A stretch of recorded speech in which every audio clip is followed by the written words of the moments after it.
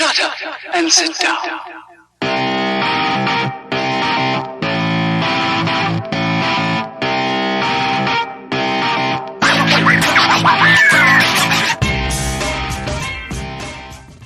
Good morning, afternoon, or evening from wherever you're listening across the world. Welcome to another episode of Just Ball Things. With me today, shaking his head, is the J-Man, Jack Manuel. How are you, buddy?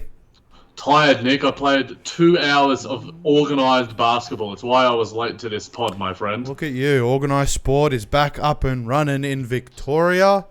Yeah, lovely stuff here. I'm tired as well, Jackie boy. I've had a busy day, mowed the lawns. They were getting a bit scraggly. Oh yeah, it was bad. I stalled the mower on one of the. I was like going over it too hard. I'm very, very novice. So I went out looking for a dishwasher. Oh man, I'm adulting in many, many forms today. Now, how much water does a dishwasher use? Because I've lived out of home. You've been to my former home in London.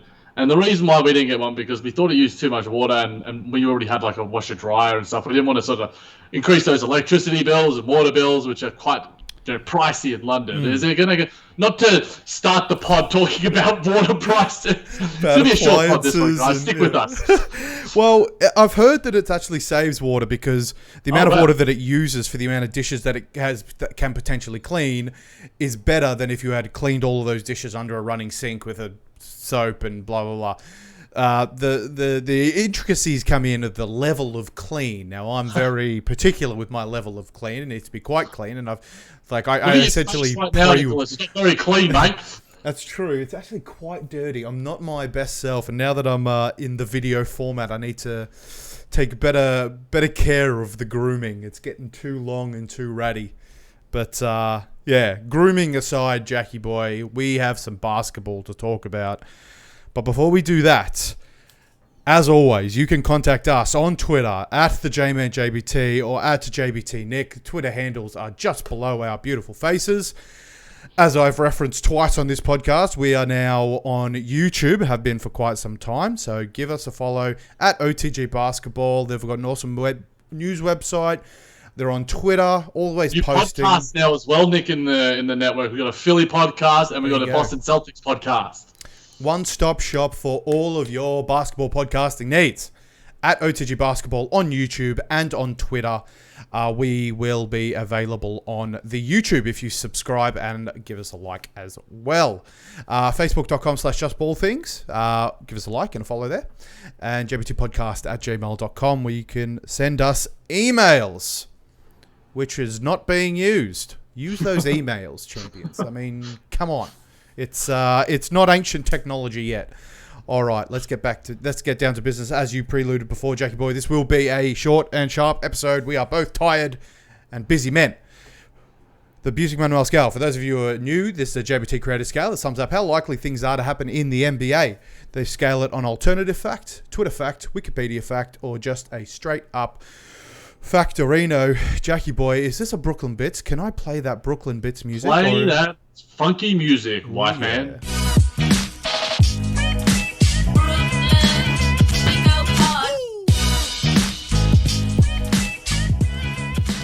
Now, I just want to clarify something for all of the podcasting people out there. We haven't moved off the Music Manual scale. This is very much within the Music Manual scale. It is a segment within a segment. It's Segception. Sexception. I thought they closed that place down. Nice. Very nice. All right, Jackie boy. I'll pitch this one to you. If Kyrie Irving doesn't interact with the media, he should be exempt from any NBA awards. He shouldn't be able to accept any NBA awards.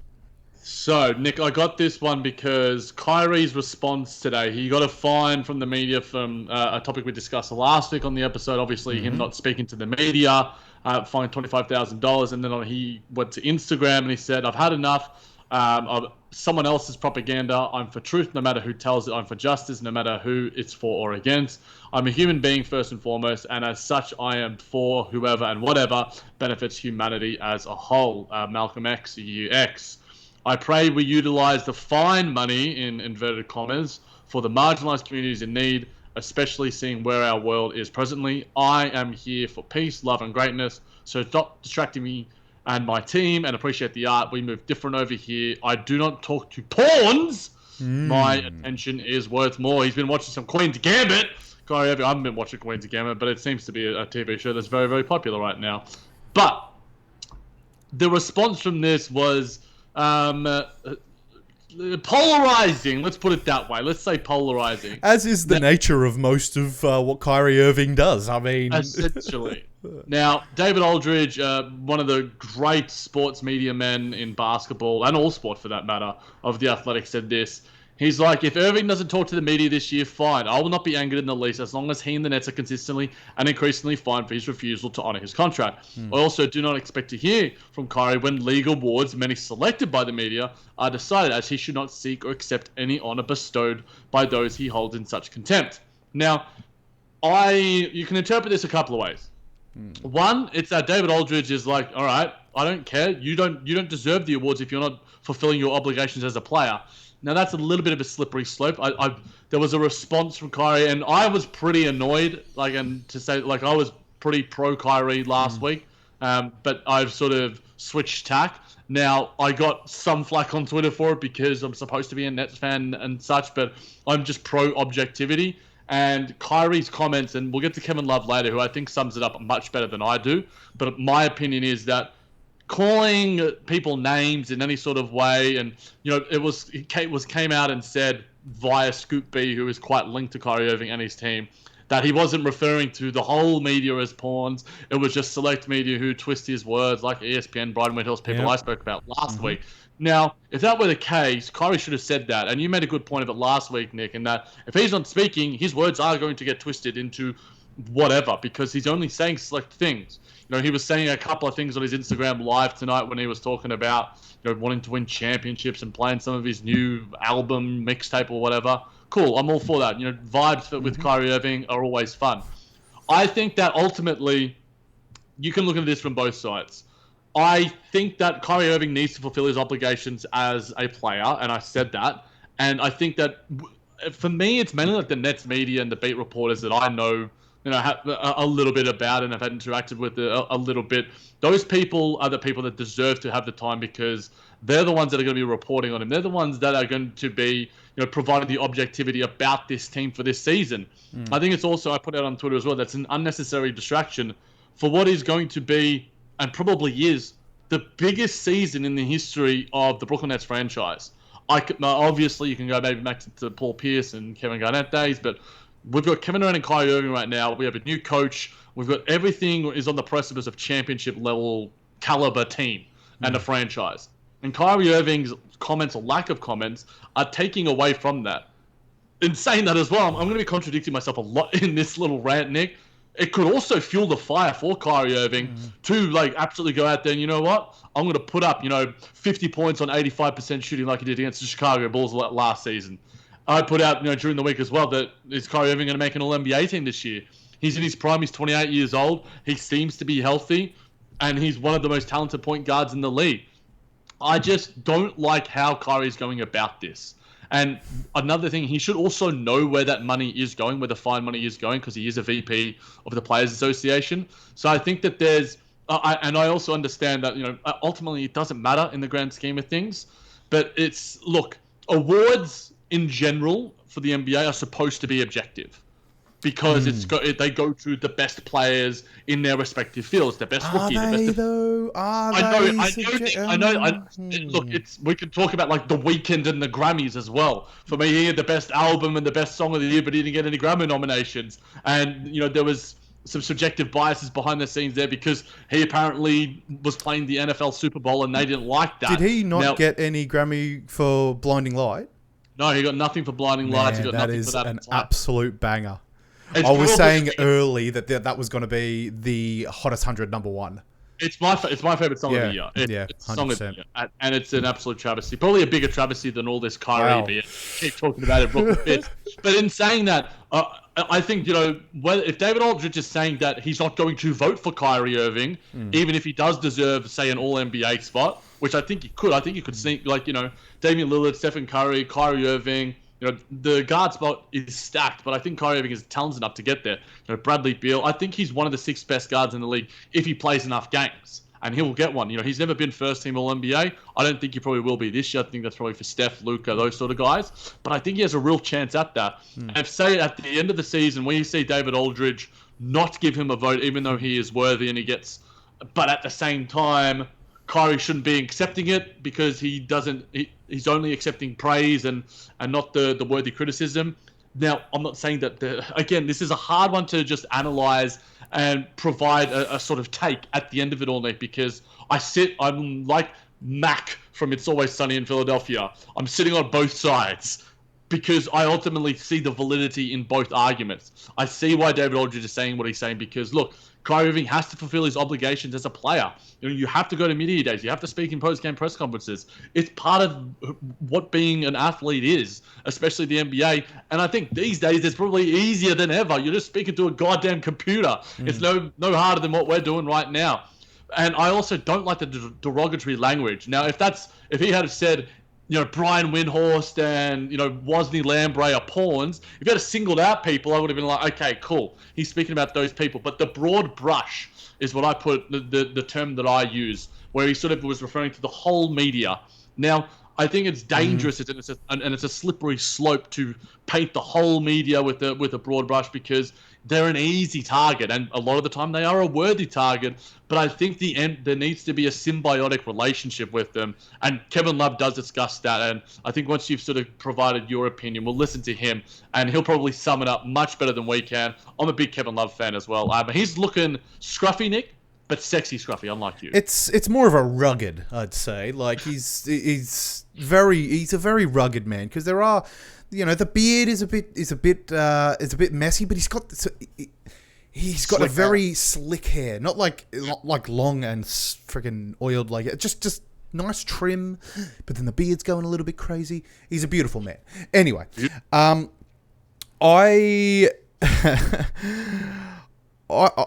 this is an alternative fact for me. He certainly should accept NBA awards because NBA awards should be a completely separate thing to contract obligations. Yeah, we know. Yeah, we've said them. You're a big proponent of this as well. I get it. His contract obligations say that blah blah blah blah. He needs to fulfill certain media obligations, and that's fine. He'll get fined for that, and I think there really should be, from the NBA's perspective, a ramping scale on that. So. One thing I will say, though, as well, Nick, Kyrie Irving got fined, and it's not a one-size-fits-all, they're a completely different situation, but a man we'll get to a little bit later in the pod, probably just after this topic. James Harden hasn't gotten fined for going out to strip clubs without a mask and everything. That's just something I wanted to bring. And now they're completely different scenarios, and it's like apples and oranges, apples and steak. But to me, that screams of maybe not hypocrisy, but odd. I mean, if Kyrie wasn't around the team, this would be different. But he's not... Harden isn't refusing to talk to the media. He's refusing to come to the team. He's just like saying... he's just boycotting the entire sport of basketball. He didn't get fined. Yeah, but it's... He should be... That is responsibility of the team. It's not his personal responsibility to the media. He is only... Harden is not fulfilling any part of his contract right now, whereas Kyrie is just boycotting the media. And so that's why there's such a sort of spotlight on this. And so, he'll get... I think, going to James Harden... We'll get to him. Anyway. Going back to Kyrie Irving, he should definitely be fined, and I think it should be like a ramping scale. I don't know how the NBA will sort of deal with this, but it should be a greater fine. It should be a greater fine each time, especially if it's consecutive. Like if he goes certain consecutive days without fulfilling media obligations, it's like, well, eventually you're going to be fined, hundreds of thousands of dollars. And, I think it should be, that is a big enough deterrent for someone like him to be able to just say anything. And, I think they should institute something like that. But the awards are something completely separate, and I think they should be, they are solely for your play on the court.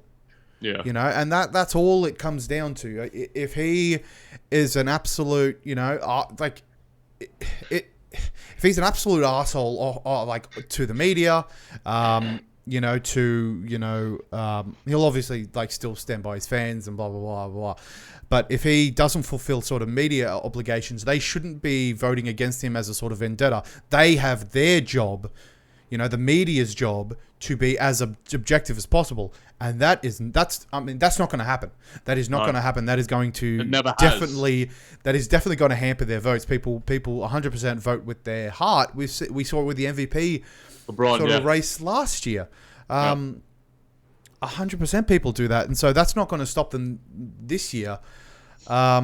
And so it's unfortunate, but it really shouldn't. If Kyrie is having a standout year, which I'm sure he'll be motivated to do so, and is averaging 50 points a game, let's say in some bizarre freaking scenario where Kyrie Irving has the greatest usage rate on the Nets team, and he is worthy of an MVP but doesn't get it because, media, whatever, boycott, media cancel him, that's wrong. It should be completely what is on the court.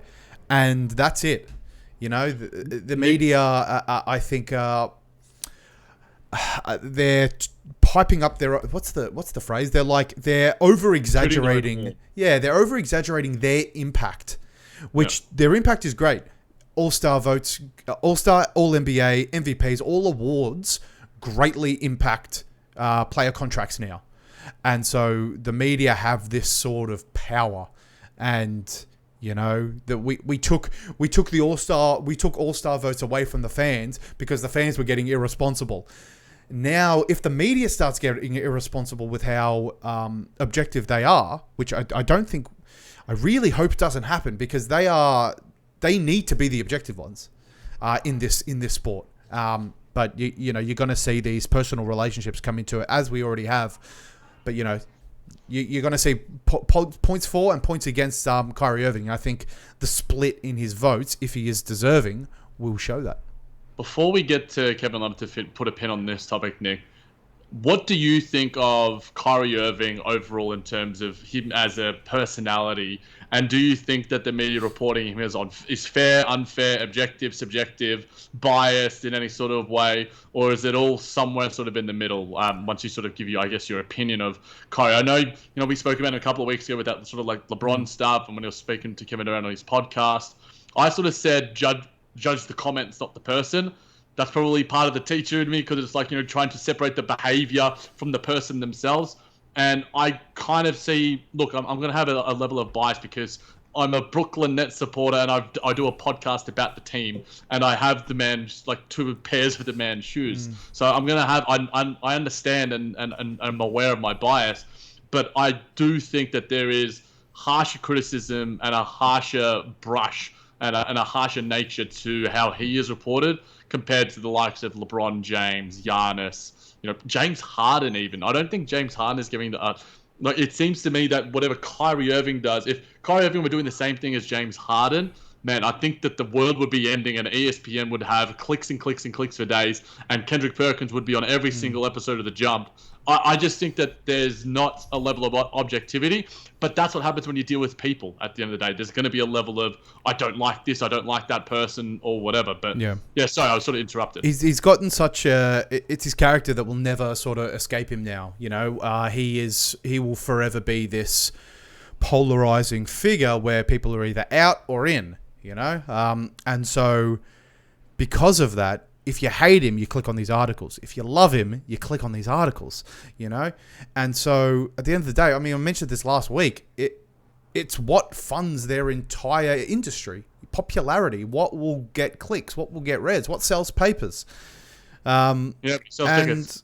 And unfortunately, he can't escape that now. This is the sort of beast that he's created for himself, Was it created by him, or was it not self-inflicted? I think it was created by him. Kevin Durant's was also created by him. He didn't want to talk about his free agency, and because of that relative silence, you had the outbreaks between Draymond and Durant. It was non-stop media attention that whole year, and I think Draymond had come out and said, it's like, if you just talked about it, things would have gone over a lot smoother.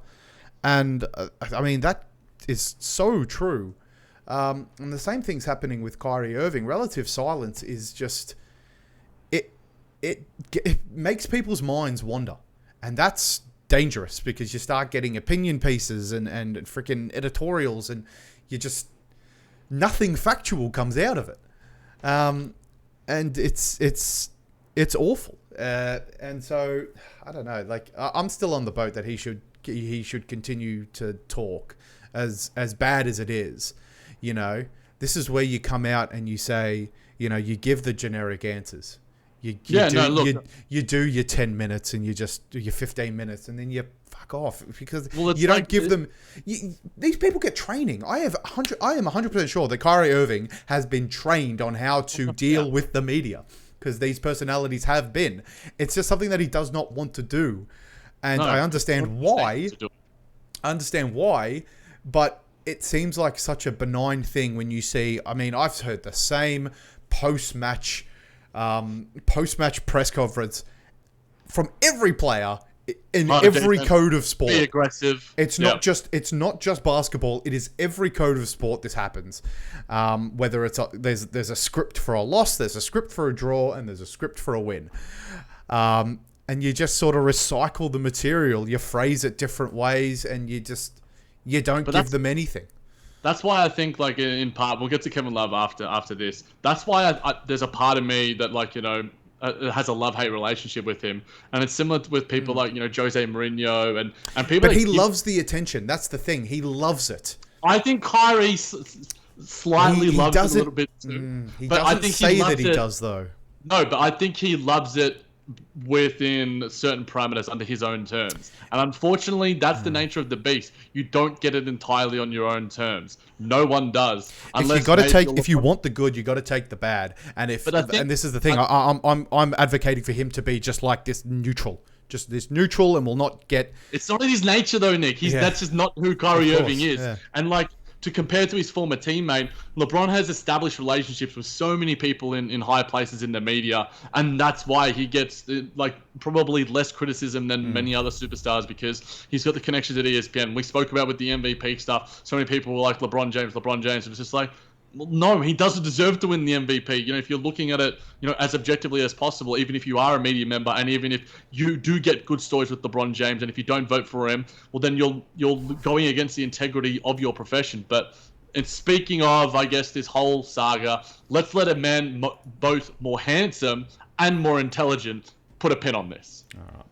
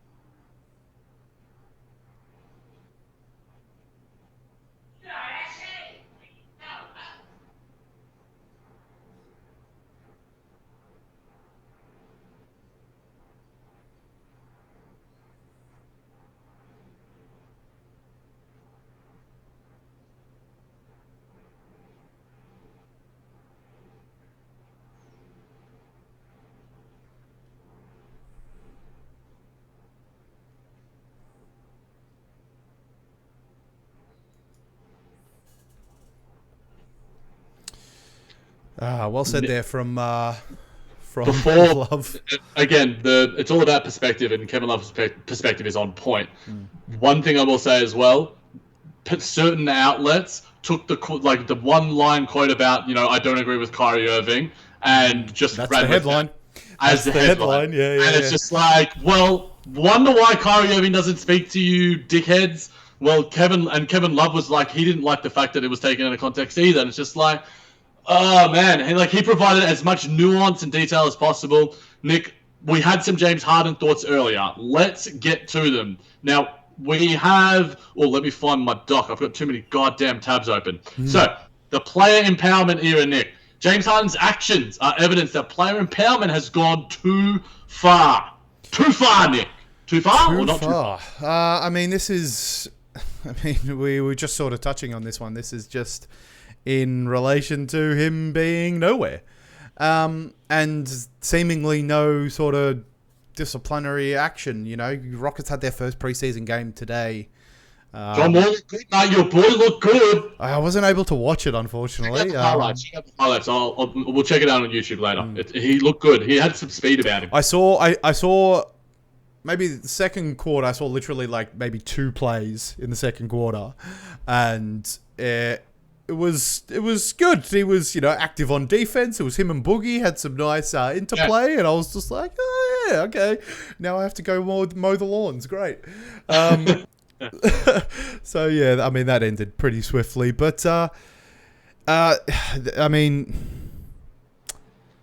who's actually? I'm the ultimate fence sitter here because player empowerment's great, but player empowerment's also bad. Okay, when it's exploited, this is clearly exploiting your position in the team. It is, and one thing I'll bring to you is James Harden's version of player empowerment, player entitlement. That he knows he's the superstar of this team. He's been coddled ever since he got to Houston, and Adrian Wojnarowski revealed that on his podcast. He's allowed to do whatever he wants in a similar way to when we talked about Kawhi Leonard, turning up late for flights and having his own separate locker room and affecting the dynamics of the team. Now, you do that for your superstars. You do that for your LeBron James, your Giannis, or whatever. But you're ruining a dynamic and a culture at the same time. And I think James Harden, more than any other, I think I was more, frustrated and angry at his actions because we're currently living in a pandemic and he's not wearing masks, going to large gatherings at adult establishments and otherwhere. And it's just like, your actions are no longer just affecting you. Like, if you're doing that in a normal world, cool. I think it's fun and it's kind of cool and it's kind of like a trolling to an extent, but it's not. And he obviously is going to get his 6 negative tests and he's going to be fine or whatever. Yeah. But within that, down the line, has someone gotten COVID because of James Harden? Maybe. I'm not sort of speculating in a way, but it is so viral of a disease and the vaccine is coming, blah blah blah. But it's not there yet, and his actions are just so irresponsible, and it makes me almost be anti-player empowerment, but I'm more anti-player entitlement, because player empowerment is, LeBron James choosing to go where he wants to go. He signs his 1-and-1 deals, and he's like, you know what? Build me a championship team, or I'm going to LA, or I'm going back to Cleveland, or I'm going to Miami. That's player empowerment. Because he has the means to do so, and he's playing within the system, the rules within the system, whereas James Harden's like, I'm signing a max deal, and I want to go somewhere, and I want to go to these parties, and I want to do these things. It's like, dude, we talked about, Kyrie Irving's obligations as, a basketball to speak to the media. James Harden hasn't done anything. He's done nothing. His obligations as an athlete, if you want to get paid $50 million, play basketball, speak to your coach, go to training camp, go to the preseason game and cheer on your teammates. You've done bugger all. I wanted to say something a bit worse there, but, I don't want to go explicit on YouTube now. He's done bugger all other than sort of, I reckon we're going to get like 20 kilos heavier James Harden, and I think the Houston Rockets are going to be much worse, even though they were quite fun today against the Chicago Bulls. But I think James Harden, what he's doing right now is selfish with a capital S, and it's a big FU to the organization, Houston, which has shown him so much. And look, maybe there's behind-the-scenes stuff, and he's not like a big fan of Tillman Furtada.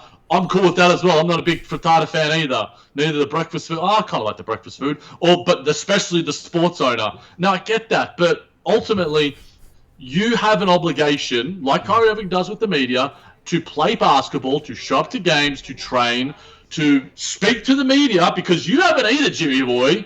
Jimmy H, Mr. Beard Man. You know, Nick Busing's probably a big fan here because he's got a nice little juicy beard going on, but I'm not. I can't grow anything as big as this goddamn thing. But I'm this makes me much more angry than Kyrie choosing not to speak to media organizations, because his behavior is not only selfish, but it's reckless and dangerous. You know, in some respects. It is all of those things, Jackie boy. You are right. It is selfish. It is reckless. He certainly does have a responsibility as the guy in the team to sort of be there, just to be there. You know, like be in these conversations on. Just be there. You know, if you want to bitch behind the scenes, cool. Just be there. Like you're gonna pay $50 million and you're going to parties with rappers and you're going to strip clubs or whatever. Cool, you do that. But do it in Houston and do your job. Like you know, it's that hard. This is certainly hurting his brand. Will hurt future, trade prospects if he wants to get out. And I'm saying all this as a precursor because I also kind of get it. Imagine if he feels that all of this had happened, either he was not told, which I doubt, or he was told and not really given a say and saying, hey, Murray's out, D'Antoni's out, and we're probably going to ship off Westbrook in a trade. And I'm sure he was all right with the Westbrook stuff. But the whole organization has crumbled underneath him. I don't blame him for not giving a shit because his the Rockets championship window is closed. That's it, and that is going to be incredibly defeating for someone, for any professional athlete. To have all of that sort of dwindled away in literally like less than a month or maybe a month. And so I understand why that would be so defeating. But Nick, that's right. Like I empathize, but it doesn't justify his absence. And this was what I was saying. He might feel this way now, but later on down the track, this is hurting his stock heavily. This is showing other teams what mentally he is capable of, how he's able to just switch off as the number one guy. He doesn't feel the responsibility of being that number one. Obviously, because he's not there, helping with preseason, just being in conversations on, what are our expectations for the season? What do you want out of this season? Who should we be going for in the, draft and free agency that he's completely missed? And so it doesn't excuse his absence, but I get it. I get him feeling burned by this organization and him thinking, you know what? I don't owe them anything. I empathize with it. I don't agree with it, but I understand why he would have come to that conclusion. And so, again, I'm sort of like I was a little bit harder on Irving saying he should, come to the media because he's there, and it's literally like one step. And again, I empathize with him. I understand how he's gotten to the point where he's boycotting all media and calling them pawns, and it's understandable. There's a lot of pressure and a lot of false statements coming out of the media, and I think Harden's in the same boat. In that I get where he's coming from, and I understand how he's gotten to where he is now. Come on, Nick. We don't want fence sitters doesn't make the podcast. I was going to say I'm the ultimate fence sitter here. I get it. Because I don't think that. And look, just speak more broadly. We have similar thoughts on life in general and basketball and a lot of stuff. We disagree on certain things, but I think the level of objectivity we try to provide obviously we're just fans of the game who speak about these issues for an hour, half an hour, a week or whatever. But we try to provide balance so people who do choose to give up their time and listen to us for that, or do choose to subscribe on YouTube or podcast or whatever, get both sides of it. There might be times where we're one side or the other, we disagree, but I think that providing that nuance is important, and because we have a platform to do that, let's do it. But we should move on, Nick, and we'll move on to PG-13, a man who I accidentally said was an MVP contender. And he said it himself this week, so maybe he was listening to the podcast. Nick, Paul George with a bounce-back season in 2020, 2021. He signed that max extension. It will go to 2024-25 where there's a player option. About 225 million, something like that. That's some good cash. If we had our old soundboard would be like, where is the money? Nick, what do you think of Paul George now? Maybe not MVP, obviously. Do you think he will bounce back next? I think I alluded to it last week that I think he's going to have a nice season. What level of bounce back warrants it being a bounce back? So, like, are we bouncing back from playoff P? Or are we bouncing back from regular season P? Because, I don't think there's anything to bounce back from. I think in the regular season he was serviceable. Like, he's not, What's his 3-point percentage like insane? Like 41% on 8 attempts. That is really good. 30 minutes a game, 21 points. Which would mean he's per 36, 26 points. That's good. So that's good. Yeah, I mean, that's what I mean. Like, I hadn't checked his regular season stats beforehand, but I was just going off sort of anecdotal evidence, and he wasn't bad, but his stock plummeted in the playoffs, and one 100%, and so everyone is so incredibly low on Paul George right now. And I don't think it's a true reflection of him. I don't think it's a true reflection of him. And so it depends what you're looking at. Like, are people going to be surprised when he does the same thing he did this year? I'm not going to be. But is that a bounce back? Is per 36 of 26 points a game a bounce back, Jack? That's what I'm asking. Like, then this is a fact. But by my metric, it's an alternative fact. He's got nothing to bounce back from. He needs to, because we're comparing regular season. Where I think he'll improve is his playoff performance. I don't think he'll do that 2 years in a row. And if he does, oh boy, start retirement plans, Mr. Paul George, because that I don't think there's. Yes, this year. Exactly. Look, in saying that, I alluded to this a little bit last week, and I think I'll probably bring that take again. What's going on in terms of the comfort level within his life circumstances right now? Well, he's back with that trainer, with the MVP trainer, like MVP, the third MVP, yeah. And also signed this contract extension, which provides a level of financial stability, which all of us want in life. He's really his game is very much in his head. I mean, basketball is a very mental game. I mean, when you're playing at that level. I think all of that matters, Nick, and I think that we can debate what bounce back means, but I think we're going to see a level of Paul George, and maybe the fact that there's no fans as well. Obviously no fans in the bubble, but no fans, and he's still able to go back home to his fiancée, and he's able to still live in LA, and he's still able to interact with his family and whatever sort of COVID restrictions are in place. I think that all those external circumstances, internal circumstances in terms of home stuff, I think are going to be good, but I'm not sure if you saw it, Nick. We don't play the video for this one, but I'll read the quote from Doc Rivers, and this is via ESPN. The guys that were there the year before honestly didn't accept at least one of the new guys. I thought they accepted Kawhi. If they don't accept everybody, then you usually don't win. Now, he basically okay, so the new guys are Kawhi and Paul George. They accept Kawhi, but they don't accept one guy. Who is the guy? Who is the mystery?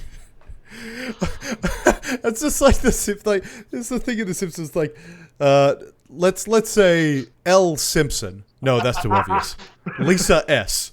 It'd be like essentially the same thing happened here. It's just like two people went to the Clippers.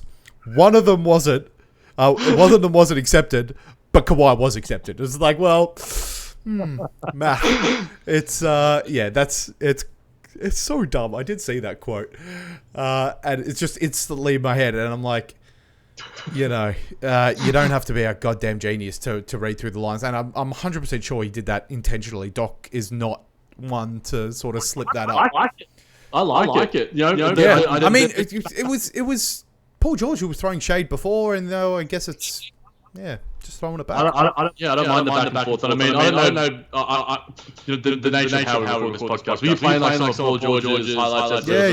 I'm playing him now, and this is what I mean. Like, it's a good play. He's still a very good play. He's got a freaking dynamic drive. His 3-point shot was clicking. Like, I think the one to watch for this season is Paul George's free throw attempts. Now, you can probably tell me because you've probably got the stats in front of you. If those free throw attempts are up to a near career high rate, that's going to be Paul George, because he said in the past that he's worried about his injuries, previous injuries, and he's been in his head about that. And if he's attacking while also hitting 45% of his threes, he's going to be an incredibly dangerous player, and maybe push himself into the upper echelon of all NBA contention, maybe top 10. What were those free throw attempts before we move on? Last year, 4.5 a game. High? No, not very high. Considering career high. His career high is I don't even know. It only has percentage for his career. Why is attempts. What's career high attempts per game? I can't even tell you that, Jackie boy. I don't know. Let me go B-ball ref, and I get. What do you think is going to be the key to Paul George sort of like bouncing back? Oh wait, no, I do know how to do this. Fuck, I'm an idiot. Sorry. He has had 3,102 career attempts in his... Okay. What's his highest season per game free throw attempts? His highest season. I was about to allude to that. Like, so his highest individual season was last year, and I think that goes. I think that goes to say a lot about the service that Westbrook does provide to his other players. I mean, there was stats that, the players around him,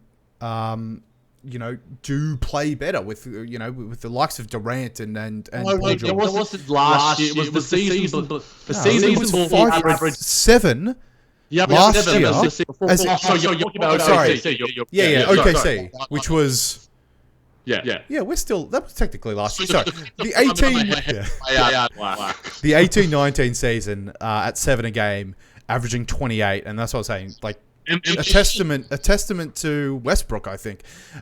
Without that service, it sort of... It did fall playing again alongside Paul George, and I guess his minutes went down a lot as well. He was only playing 30 minutes a game this season, and that again speaks to, I guess, the Clippers' play and how they distributed their minutes. They were talking about not having a cohesive team. All of those things that were like the murmurs that were in early season. I remember Montrezl. No one liked George, according to George. Yeah, but he has clicked in other teams, so maybe that, I think that was just I honestly think the coach and the coach has a big part of that, and so maybe he was one of those guys. Yeah. So fresh beginnings for the Clippers. New coaching staff. Obviously, you've gotten some of those name players out of there as well. I'm expecting the same. I'm expecting the same again from Paul George. Kawhi will still soak up a lot of shots. He will be resting. But Paul George will get his. I expect him to play more than 30 minutes a game. So you might see in the realm of 26 points ish a game, and that's great. That would be awesome considering the playoffs that he had. Speaking of Russell Westbrook, Nick, let's get some Wizards. Whoa. The Washington Wizards are making noise. I drank some bleach all the way down to the blue, and now I'm starting to feel like Harry Potter.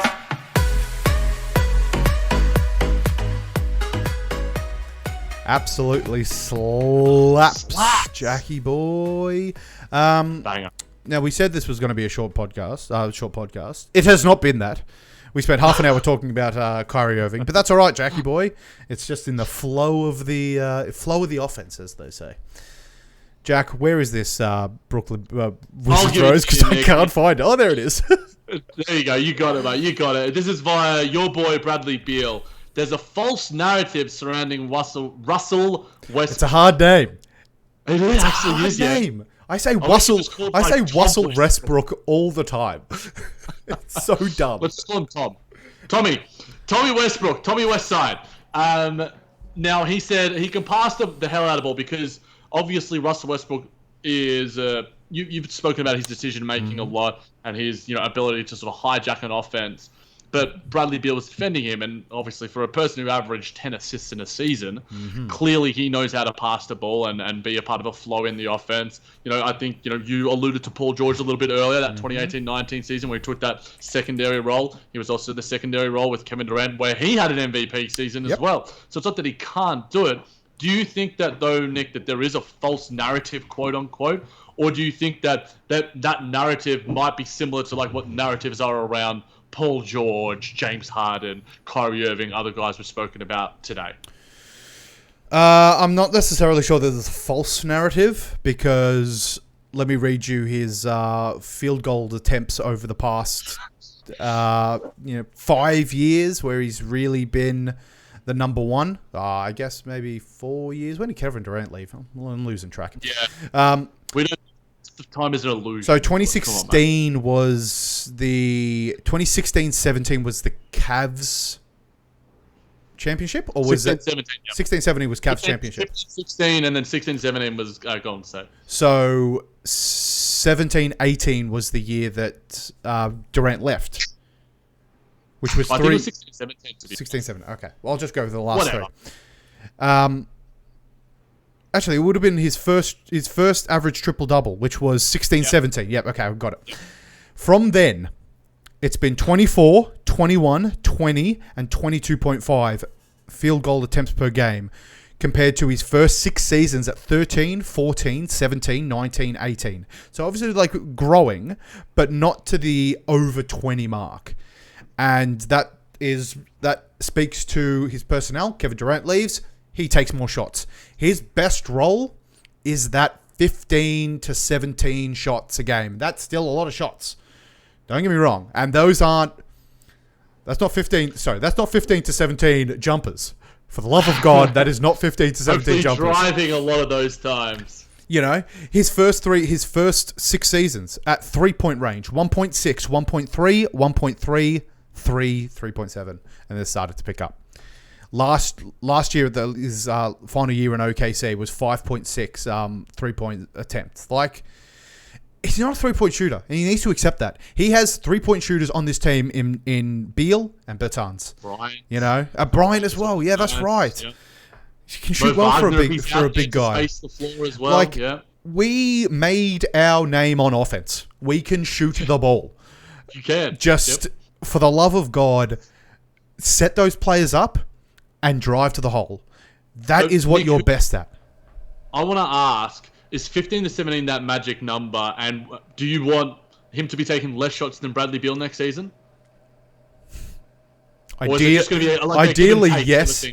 I think it'll be about even. I'll bring up Beal's stats and see how he was going. I'll give my opinion while you're sort of looking that up. I think obviously it's not going to be just like one size fits all. Like, Russ is going to be hot some nights and he's driving like a madman. He's hitting those mid-range jumpers off the glass that he loves to sort of go for, and then they're like the long twos or whatever. Now that's not going to happen all the time because Bradley Beal and Paul George, to me, two guys have, another guy we've spoken about on this podcast, the ultimate 1B, 2A sort of guys on any team in the NBA, whether it's championship level or playoff level or whatever, because they are amazing off the ball. They are insane shooters. And Bradley Beal has developed a game where, I remember, I can't remember if it was last season or the season before, where it might have been the preseason last year where Scott Brooks was sort of saying he's going to average 9 assists or something like that. I remember that episode, and I was just like, okay. Like, Bradley Beal's like has developed as a playmaker, but he's not Russell Westbrook. Russell Westbrook is the guy that'll probably average 9 assists for this team. He averaged 6 last year. That's still good. Like, Beal can pass. Really, yeah. How many? No, so do you got the stats in front of you, Nick, about how many shots Beal has averaged, I guess, the past couple of seasons? 23 last season, which is understandable as the man, and then 19.6 the season before. 18, I would probably expect in the 20 range from Bradley Beal. I would love to see Bradley Beal with more assists than Westbrook. But more Westbrook... Assists. Sorry, more shots. More assists. I honestly think this could be Russell Westbrook's career year in assists on how well we shoot the ball. His career assist numbers is 10.7, which is high. Don't get me wrong, that's high. Well, I think he could pip 11 in this team. Like, love it. Our offense is good. I mean, it's really good. Shit. Like, that's and assists don't count for squat in defense. Like, so I can certainly see, Westbrook's little, and there'll be so many shovels, like just kickouts that will to a 3-pointer that will just fly, and he'll be on the passes end of that. Hopefully he doesn't take them himself. I anticipate a lot of interplay with, Isaac Bonga and our bigs, like young bigs. I think Westbrook will develop them to play and mold them to play in a way that befits Westbrook. And so you're going to see a lot of shitty little shovel passes that the likes of Adams was getting. And I love the interplay. Yes, Robin Lopez as well. Like, it's going to be good. It's going to be good. I speak highly of the Wizards. From an offensive perspective, I still. We're going to get into the defense, Nick. You're the Bill Murray team of the NBA. We all know that. We're going to lose games 198 to 200. Like, it's gonna happen. It's gonna happen. We are as well. We've got a lot of defensive problems. I mean, we've got Bruce Brown and Jared Allen, but outside of that, there aren't many great defenders on the Brooklyn Nets team either. Man, we should definitely watch our game together, because our game is either like 210 to 220. Yeah, but we'll be a score one fest. thing I will say is about getting back to the whole narrative thing. Russell Westbrook has had a high usage in most places, when he's been the 1A guy. So that narrative, it's stats. Obviously there are certain stats that you can sort of twist to go, that doesn't really totally fit the mold of who he actually is as a player. But the usage stat is Russell Westbrook loves to have the ball in his hands. But I think actually I'm looking forward to watching the Washington Wizards, and I'm a bit disappointed that they're not going to be on more national TV games. Maybe they can replace the Houston Rockets games when he gets traded to Philadelphia or Brooklyn or Miami or Milwaukee or wherever. But Nick, somehow we tried to do a short podcast, but we couldn't do it. 52 minutes, Jackie boy. Sounds like a normal podcast to me. Yeah, pretty much. All right. Pretty much. That's right. All right. That just about does it for another week. So we'd just like to say thank you for tuning in to Just Ball Things. Is this the season final, Jackie boy? Yeah, but we are going into our 5th season after this 45th episode.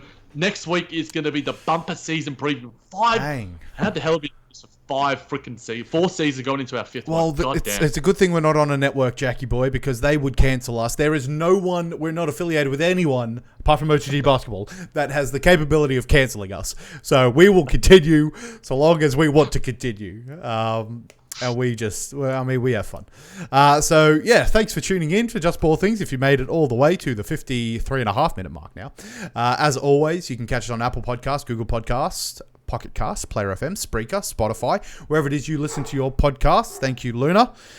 Do us a solid, leave us a rating and review. Helps us out really a want you bunch. To leave that rating and review. Oh yeah. I think Chelsea just got home, so she's not going to stop barking anytime soon. If you're catching us on YouTube, hit that like button. Make sure you subscribe and hit that notification bell so you know when fresh content comes out on the OTG network, whether that be JBT or any of the other amazing content that the OTG creates.